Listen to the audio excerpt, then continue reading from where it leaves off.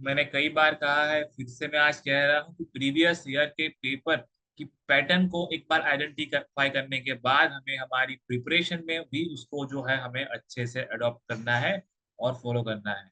Suppose कोई particular स्थान से हर बार क्वेश्चन आ रहा है, लाइक हम बात करते हैं विश्व वेग के लक्षण की, तो सपोज अगर वहां से जो है रिपीटेड हर साल क्वेश्चन आता है, तो हमारे दिमाग में ये चीज क्लियर होनी चाहिए कि वो पोर्शन पर्टिकुलर पॉइंट जो भी है, विश्वेक भी हो सकता है, गर्भिणी मासानुमासिक परिचर्या, गर्भ का मासानुमासिक विकास, टीका टीकाकार, रोगाधिकार, तो जहां से एक एमसीक्यू फिक्स रहता है, वो हमारा जो है कुछ 70 to 80% पोर्शन जो है वो अच्छे से जो है हमें कवर अप करना है। ओके, चलो, तो आज का जो डिस्कशन है वो स्टार्ट करते हैं। पहला हमारा क्वेश्चन क्या था? ठीक है, रीजनिंग वाला क्वेश्चन था। 36-week primary gravida with blood pressure 160-100 mmHg is advised for cesarean section.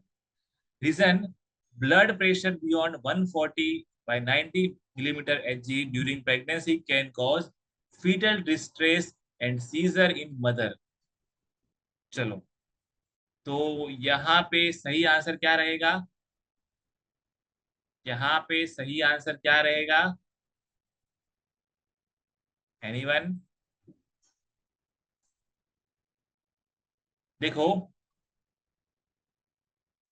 एक आपको मेरी जो है छोटी एडवाइस है कि जहां पे भी इस प्रकार से क्वेश्चन आता है, वहां पे ऑलमोस्ट जो है रीजनिंग जो है ऐसा का रीजन होता ही है। तो यहाँ पे A is right answer, both A and R is correct, and R is correct explanation of A, because 160 110, ठीक है, अगर उतना हमारा ब्लड प्रेशर है तो ये जो है फिटल डिस्ट्रेस जो है और सीजर्स जो है वो कर सकता है। ओके, तो both A and R is correct, and R is correct explanation of A.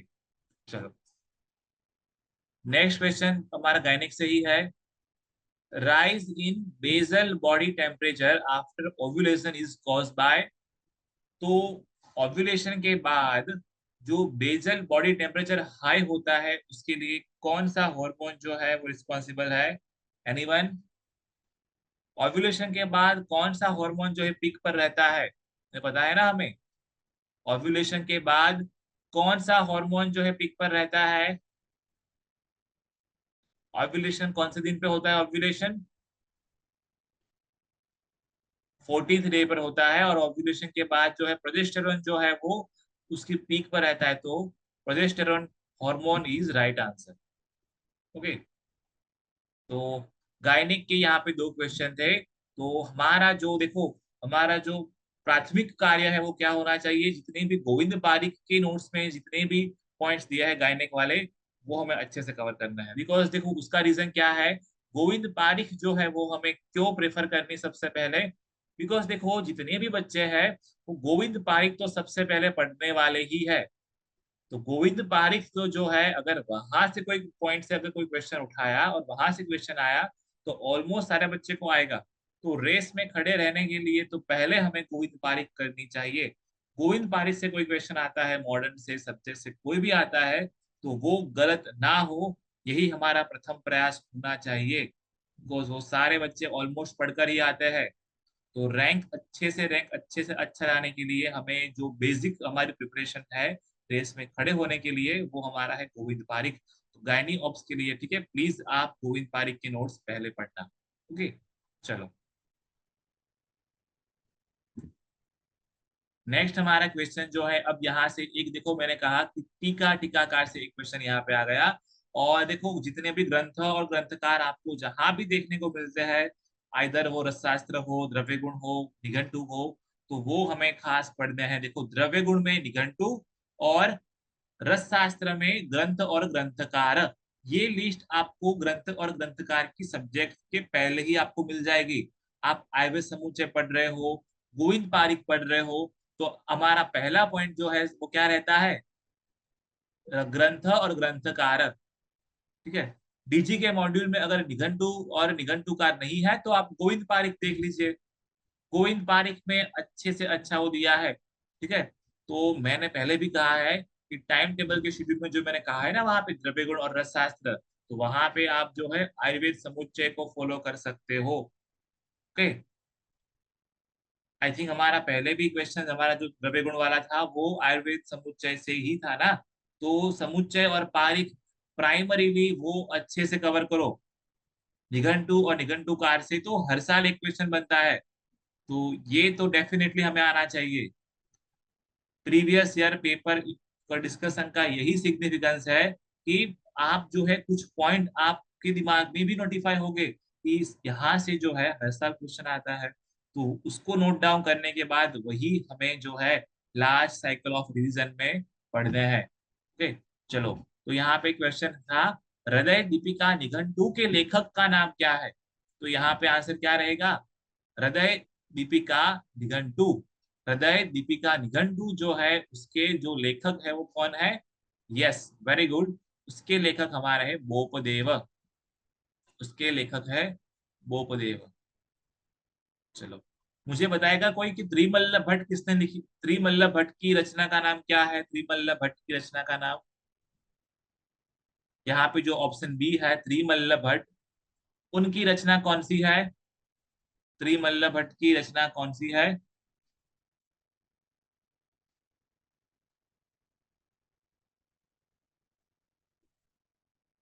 Anyone? त्रिमल्ल Bhatt की, यस, द्रव्य गुण सतश्लोकी। द्रव्य गुण सतश्लोकी। चलो, अब देखो, आपने ऑब्जर्व किया होगा तो 2020 से लेकर 2023 तक काश्यप संहिता पीडियाट्रिक्स से क्वेश्चन बढ़कर आ रहे हैं, ठीक है। उसका हालांकि रीजन अलग है, ठीक है। बट अभी जो है अष्टांग हृदय जितना इंपॉर्टेंट है उतना ही उससे एक दो क्वेश्चन कब अब काश्यप से आते हैं। तो इसका मतलब क्या हुआ कि काश्यप संहिता भी जितना अष्टांग इंपॉर्टेंट है उतना ही, ठीक है, उतना ही हमारा जो है अब हमारा जो है काश्यप भी इंपॉर्टेंट है।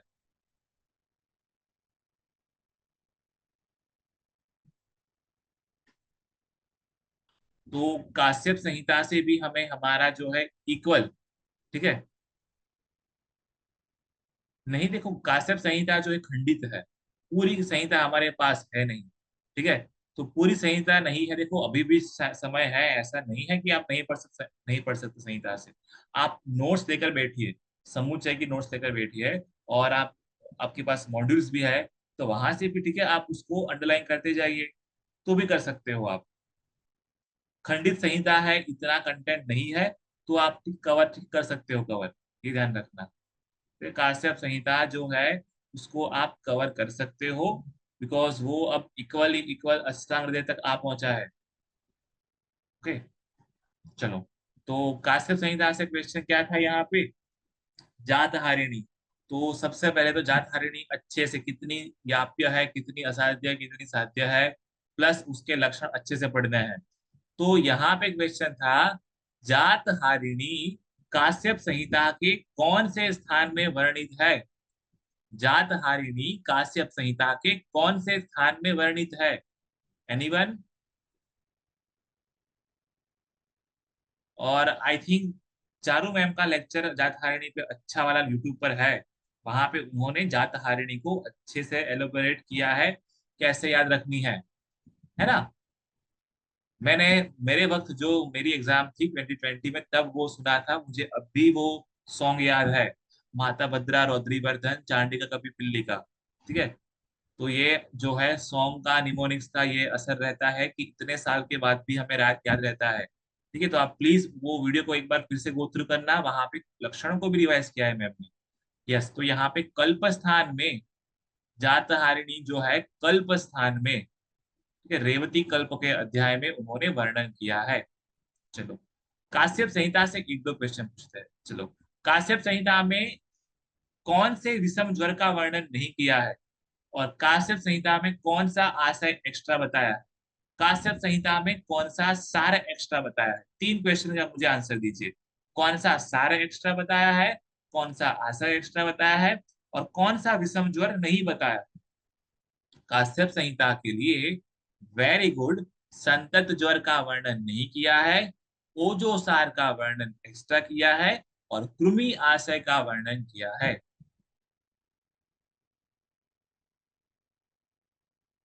ओके, तो ये काश्यप का वैशिष्ट्य है। त्रिसमा गुटिका के कंटेंट क्या है? त्रिसमा गुटिका, त्रिसमा गुटिका के कंटेंट क्या है? हरितकी, गुड़ और शुंठी। प्राइमरीली मेरी रिक्वेस्ट है कि भले चलो आप संहिता, कई बच्चे संहिता अभी नहीं पढ़ पाएंगे काश्यप संहिता, तो प्लीज आप समुच्चय, गोविंद पारिक, ये पढ़ लीजिए अच्छे से। यहाँ पे जो मैंने टाइम टेबल शेयर किया है, वहां पे टाइम टेबल में जब भी काश्यप संहिता आता है तो गोविंद पारिक और हमारे मॉड्यूल्स, या तो आप समुच्चय को एक बार अच्छे से कोशिश कर लीजिए, बट प्राइमरीली तौर पे गोविंद पारिक पढ़नी है, ये ध्यान रखना। ठीक है, मॉड्यूल्स के बाद भी अगर आप गोविंद पारिक पढ़ रहे हो तो भी दिक्कत नहीं है, बिकॉज अगर आप मॉड्यूल्स के बाद गोविंद पारिक पढ़ोगे तो आपका रिवीजन जो है इंपॉर्टेंट पॉइंट का वो हो जाएगा। ठीक है, चलो नेक्स्ट क्वेश्चन हमारा क्या था? कृमि आशय। चलो, कृमि आशय, कृमि आशय किसने बताया है यहाँ पे? तो ये हमारा क्लियर हो चुका है, काश्यप संहिता। चलो, शारीरिक स्थान के जो अंक, कुछ न्यूमेरिकल्स है, वहां पे कुछ न्यूमेरिकल्स जो है काश्यप के अलग है ना? लाइक अंग प्रत्यंग। तो मुझे कोई बताएगा कि अंग प्रत्यंग की संख्या जो है, प्रत्यंग की संख्या चरक आचार्य ने बताई है 56। इन चरक सारी 56 बताई है। काश्यप ने कितनी बताई है? प्रत्यंग की संख्या कितनी बताई है? प्रत्यंग की संख्या चरक ने बताई है 56, एंड अकॉर्डिंग टू काश्यप कितनी है? 87। Very good.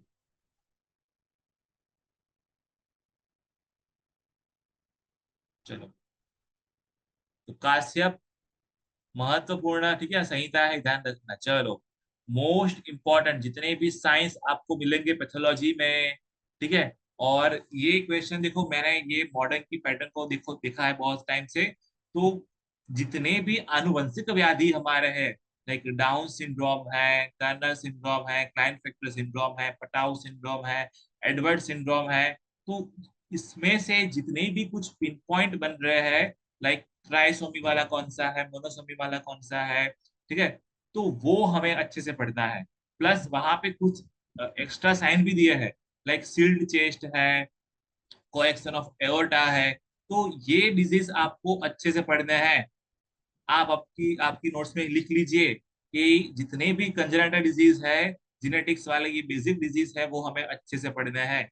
चलो, तो यहाँ पे मैच द फॉलोइंग था: Down syndrome, cracked pot sign, Duchenne muscular dystrophy, flaky paint dermatosis, हाइड्रोसिफिलिस।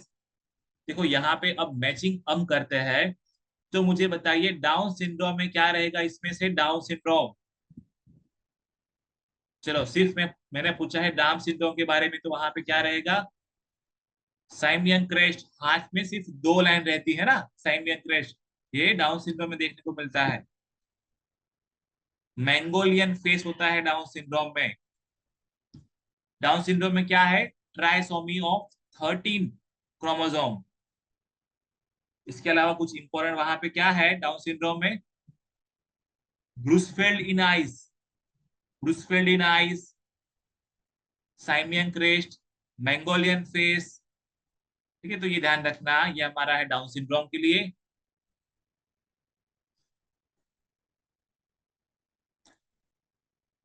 चलो, फिर दूसरा हमारा है ड्यूकेन मस्कुलर डिस्ट्रॉफी। तो मस्कुलर डिस्ट्रॉफी में साइन कौन सा रहता है?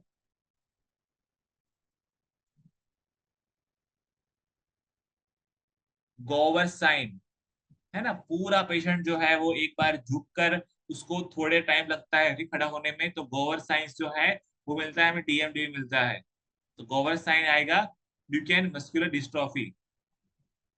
ठीक है, अगर ऐसा होगा तो हम अलग से एक क्लास करेंगे जहां पे जितने भी साइन है, ठीक है, वो सारे डिस्कस कर लेंगे हम। तो साइन से इक्वेशन तो रहता है ना। चलो, तो गावर साइन आपको मिलेगा डीएमडी में। देखो डाउन सिंड्रोम में आपको होमवर्क दे रहा हूँ कि डाउन सिंड्रोम, टर्नर सिंड्रोम, ठीक है, क्लाइनफेल्टर सिंड्रोम अच्छे से पढ़ लेना। और चलो मुझे बताइए कि कोई हॉर्सशू शेप किडनी कौन से जेनेटिक्स व्याधि में रहेगी? हॉर्सशू शेप किडनी, बिकॉज यही पॉइंट देखो मैंने कई बार नोट किया है कि यहाँ से क्वेश्चन आई है। वेब नेक अपीरियंस, ये भी एक बार AIPCD 2019 में आया था।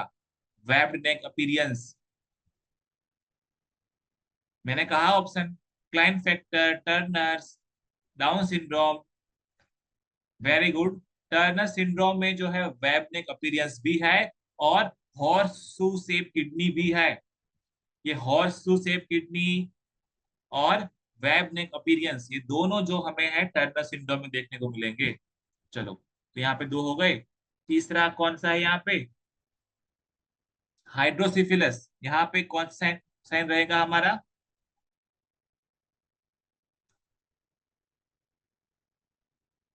हाइड्रोसिफिलस में कौन सा साइन रहेगा यहाँ पे?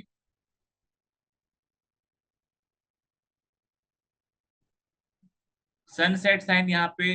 वैसे सनसेट साइन रहता है हाइड्रोसिफिलस में, बट यहाँ पे सनसेट साइन नहीं है ना। Crack pot sign, crack pot sign, तो ये हमारा है 2। तो सही आंसर बनेगा हमारा ए। Okay, C1।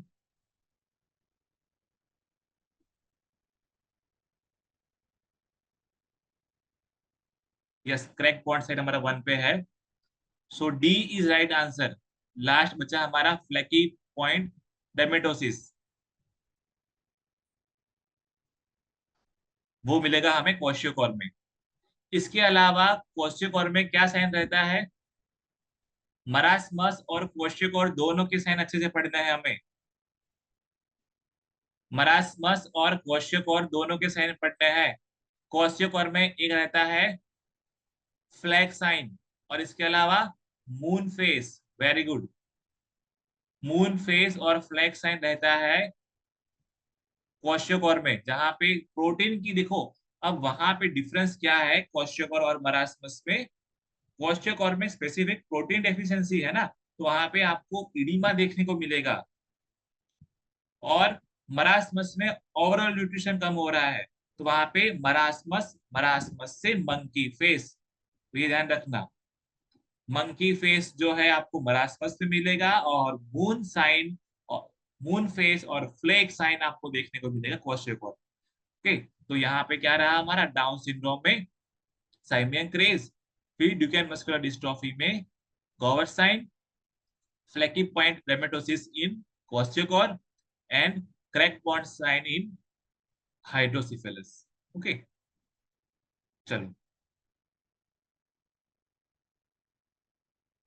ये हमारा फेमस क्वेश्चन है जो केबीसी में आया था कि AIIA ने कौन सी किट जो है बनाई है? तो which of the following kits developed by all India institute of Ayurveda, new Delhi, found a place in the popular TV quiz show Kaun Banega करोड़पति?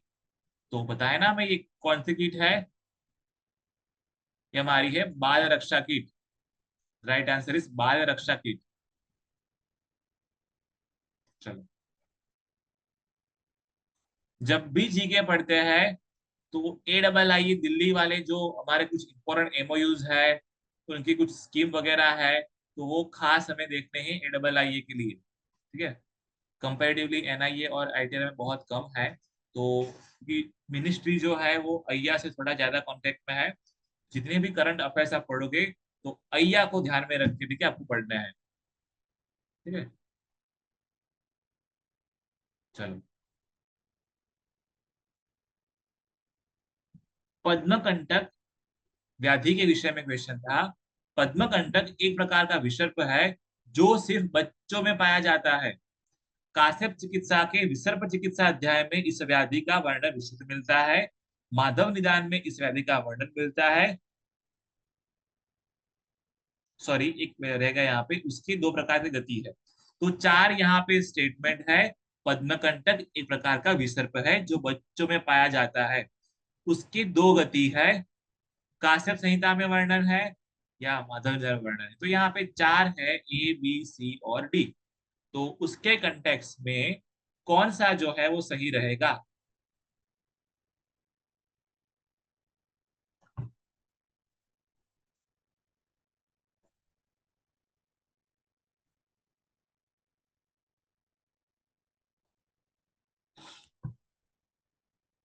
इसमें सही क्या रहेगा, कौन सी सही है यहाँ पे? यस, ए बी और डी, मतलब गति भी दो है, बच्चों में होता है, बट ये वर्णन किया है माधव निदान में, नहीं कि काश्यप संहिता में। तो A B and D is right answer. अब स्टेटिस्टिक्स से बेसिक क्वेश्चन था, जहां पे उन्होंने क्या पूछा है, उन्होंने पूछा है मीन।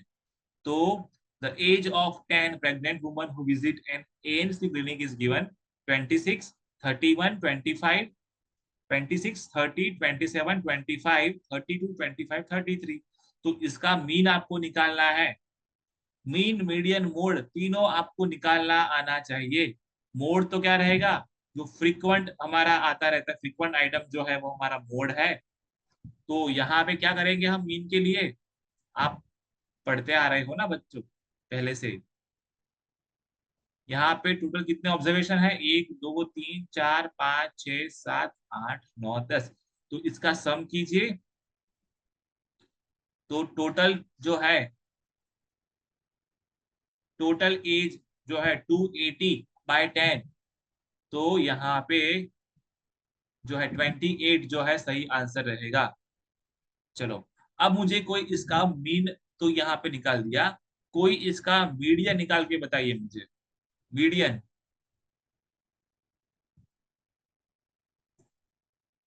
एग्जाम में रफ पेज शायद देंगे वो। यस, ठीक है, आपको रफ पेज मिलता है वहां पे।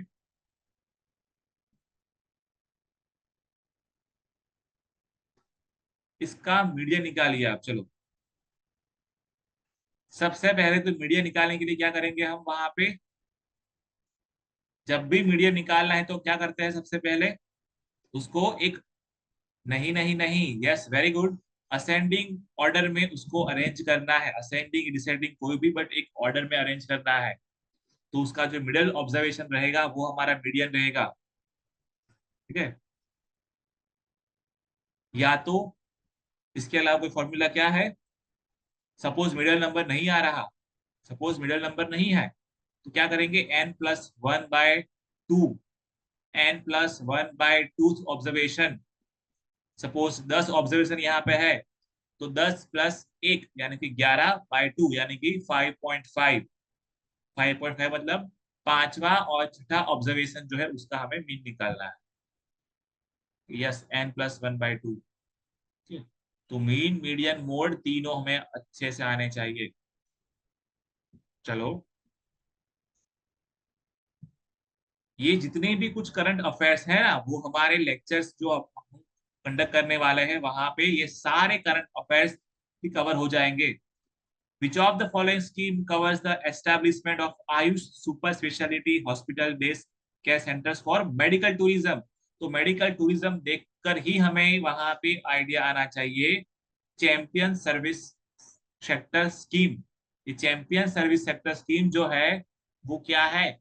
वो हमारा है मेडिकल टूरिज्म के लिए।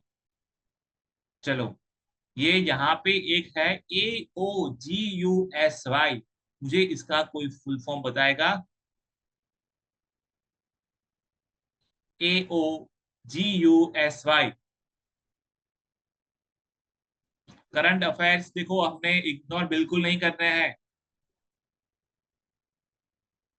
AOGUSY का फुल फॉर्म क्या है भाई? एनीवन? कुछ पोर्टल वगैरह है? नमस्ते पोर्टल, वेरी गुड। जितने भी पोर्टल वगैरह कुछ नए लॉन्च हुए हैं, CTRI वगैरह कब लॉन्च हुए हैं भाई, उसके फुल फॉर्म हमें आने चाहिए। आयुष औषध गुणवत्ता उत्पादन एवं संवर्धन योजना। आयुष औषध गुणवत्ता उत्पादन एवं संवर्धन योजना, ये हमारा है AOGUSY। चलो,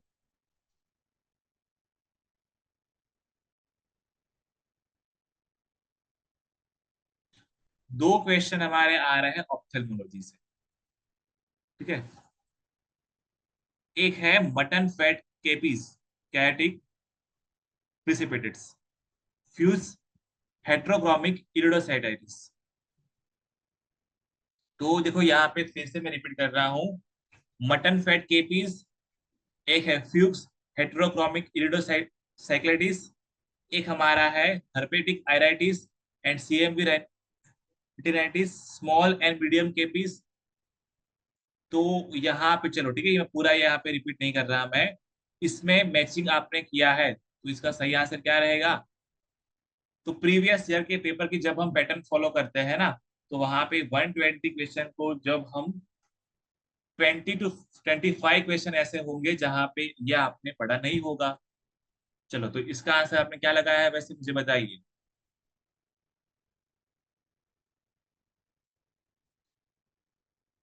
ईरिडोसाइक्लाइटिस जो है, केपीज जो है, उसके कुछ साइन वगैरह है, वहां से क्वेश्चन है ये। इसका सही आंसर आपने क्या लगाया है?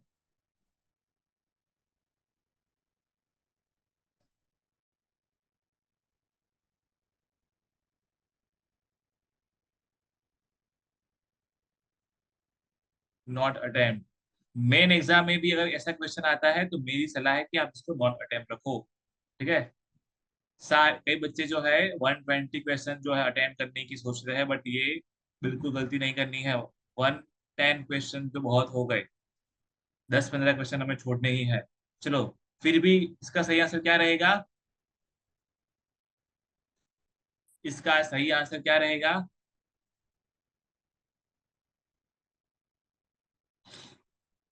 एनीवन? किसी ने यहाँ पे अटेम्प्ट किया होगा ना? Yes, A is right answer here. चलो, अब ए से यहाँ पे एक बार इसको फिर से पढ़ लेते हैं।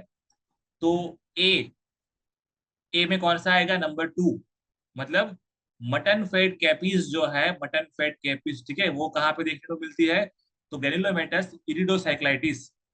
ओके, फिर दूसरा हमारा है बी। बी में आएगा नंबर 3। तो स्मॉल एंड मीडियम कैपीज में क्या आएगा? नंबर 3, यानी कि non granulomatous uveitis. Okay, and R composed of lymphocytes. फिर सी में आएगा 1, फाइन केपीज, यानी कि Fuchs heterochromic iridocyclitis herpetic iritis and CMV retinitis. चलो, और डी में आएगा फॉर, सी में 1 और डी में आएगा फॉर। डी क्या है यहाँ पे? ओल्ड कैपिस। ओल्ड कैपिस में क्या रहेगा? Sign of healed uveitis and usually have ground glass appearance due to hyalinisation. Okay, तो ये हमारा जो है सही आंसर रहेगा। बहुत ही डीप में ऑप्थेल पढ़ा है। देखो, ऑप्थेल के जितने भी नोट्स है कहीं पे भी आपको ये देखने को नहीं मिलेगा। तो अगर इस प्रकार का क्वेश्चन अगर आ रहा है जो आपके आउट ऑफ द रेंज है, तो ये आपको जो है स्किप करना है। बिकॉज ऐसे क्वेश्चन अक्सर मॉडर्न से ही रहते हैं जो हमारे रेंज के बाहर रहते हैं। चलो, लास्ट क्वेश्चन था आज का।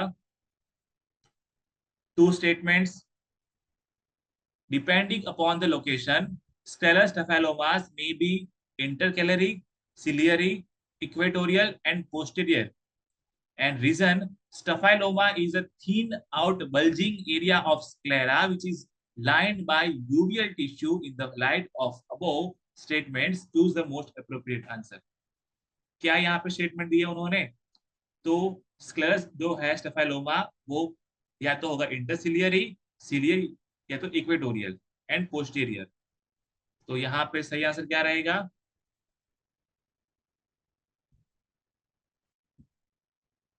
दोनों जो है वो सही है और रीजन जो उसका दिया है वो सही है। ठीक है। मैं देखो ये आउट ऑफ द बॉक्स जाकर आपको एडवाइस दे रहा हूँ कि ऐसे क्वेश्चन जितने भी रहते हैं ना जहाँ पे मॉडर्न में उन्होंने बहुत ही डिफाइंड रीजन दिया है, तो यहाँ पे आंसर अक्सर जो है ए ही रहता है। मॉडर्न की रीजनिंग में वो कभी भी ऐसा नहीं पूछते कि एक गलत दूसरा सही, ठीक है। अगर आपको लग रहा है रीजनिंग से तो अलग बात है, बाकी ऑलमोस्ट आंसर यही रहता है। स्टफाइलोमा जो है वो क्या है? Staphyloma is thin out bulging area of sclera. चलो ठीक है, तो इस प्रकार से आपको आज हमने जो देखा वहां पे क्या था मेनली, तो मॉडर्न सब्जेक्ट के जो क्वेश्चन थे वहां पे आप सिर्फ आयुर्वेद समुच्चय गोविंद पारिक को आप बेस बनाइए, और काशिप संहिता जो है वो मूल संहिता से पढ़ने का आपको प्रयास करना है। ठीक, चलो।